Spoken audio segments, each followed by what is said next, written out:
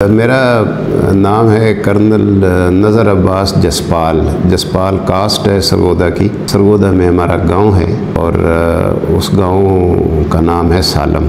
तो एक छोटा काश्तकार हूँ बेसिकली। बाकी लाइफ जो है वो मैंने सर्विस में गुजारी है। हमारे यहाँ ये जो था ना रहना सहना और मुआश वो एग्रीकल्चर ही था। कोई तालीम का यहाँ पे इतना कोई बंदोबस्त नहीं था। अर्ली 60s में हमारे जो बुज़ुर्ग थे वो उनको मौका नहीं मिला, वो कभी किसी स्कूल में नहीं गए, कोई फार्मल एजुकेशन उन्होंने नहीं ली। जो उनका ज़राए मुआश था वो काश्तकारी थी, जट फैमिली थी।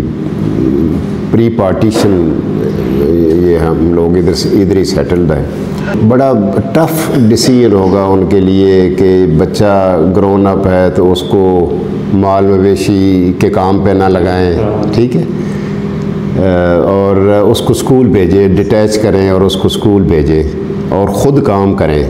वो ख़ुद काम करते थे। ज़मींदारे का काम थोड़ा टफ होता है। हम इसी जगह पे जो है खेलते थे। कोई इतना कोई दुनिया में क्या हो रहा है कुछ पता नहीं। कोई रेडियो सुन लिया, कोई उससे पता चला। कोई ऐसी कोई इलेक्ट्रीफाइड जगह नहीं थी जिन पे रह रहे थे। कोई बिजली नहीं थी, कोई कुछ भी, कोई सहूलत ऐसे कोई नहीं थी। तो स्कूलिंग शुरू हुई बिल्कुल वही, यूँ समझें कि अपने बैग में, बैग भी नहीं, वो हम बस्ता कहते थे उसको, उसके अंदर बोरी ले के जानी है, ठीक है।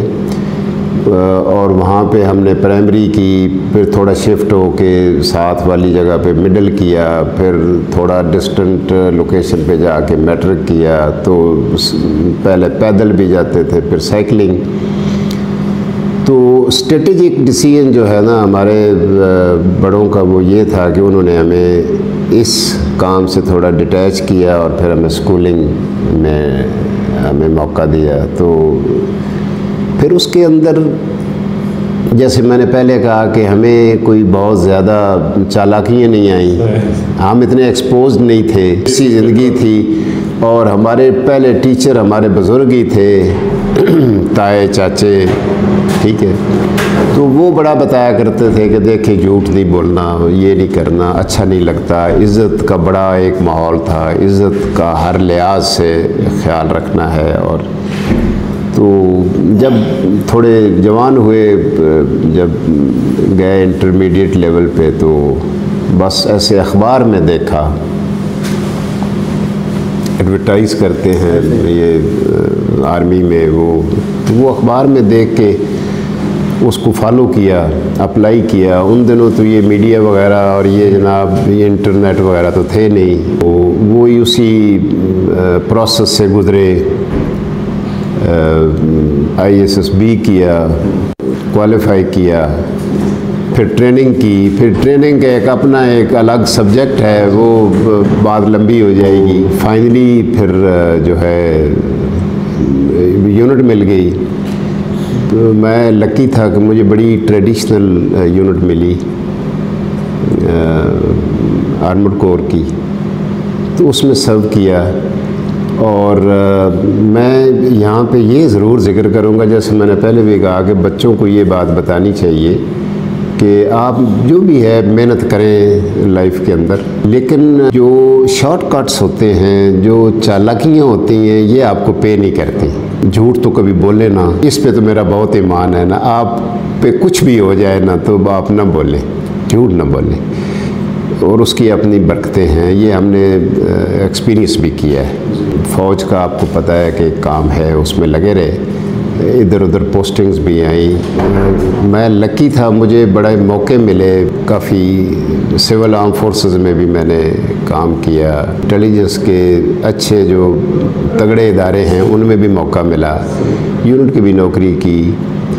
तो उसके बाद एक दिन ज़ाहिर है बंदे ने एक दिन रिटायर भी होना होता है। फ़ौजी लाइफ में बड़ी चीज़ें होती हैं, लेकिन मैंने एक चीज़ देखी कि आप कंसिस्टेंट अगर आप काम करें, मेहनत से काम करें और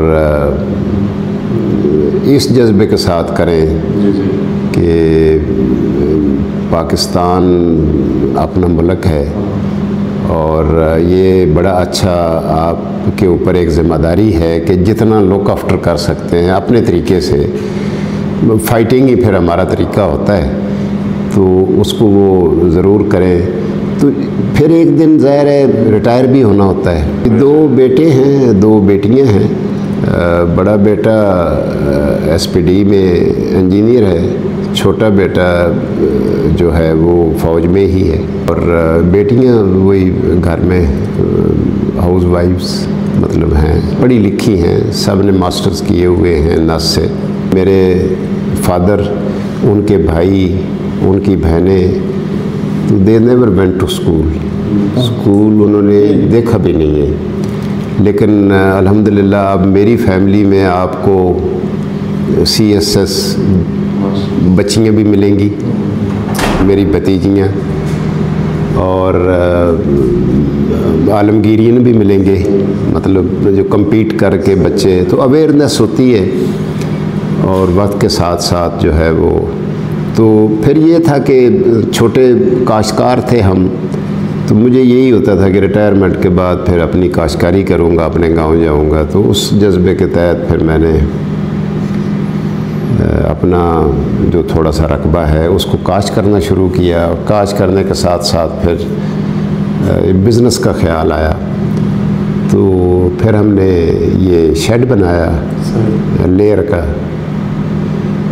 तो ये पिछले कोई 7-8 साल से, ऑलमोस्ट 7 years तो फिर ये चला रहे हैं। तो ये भी एक सेट ऑफ सर्विस है, मतलब आपके बच्चों को अंडे हम नाश्ते के लिए पहुंचाते हैं